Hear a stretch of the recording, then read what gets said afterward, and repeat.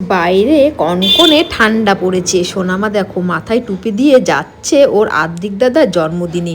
আদ্রিক দাদার জন্মদিনে কি খুশি, দুজন মিলে দেখো বেলুন নিয়ে খেলা করছে। বাইরে প্রচণ্ড ঠান্ডা বলে মাথায় আমি টুপিটা কিন্তু পরিয়েই রেখেছি। সানভি কিন্তু একার মনে খেলেই যাচ্ছে।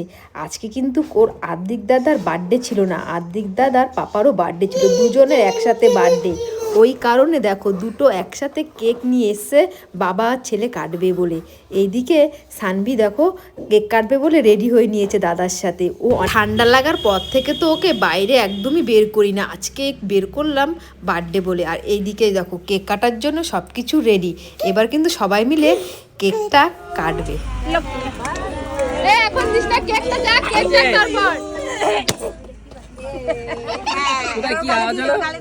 Happy birthday Adrik.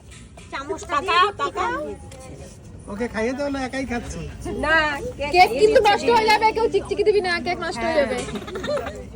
তুমি খেয়ে নাও। আমা পুরি কাটো দেখে রে, ছোট্টু কাটো কেটে দিলাম। Happy birthday. বললাম কি ফাটাতে না, কে ফাটালো? কেকের উপরে পড়ে গেল পুরো।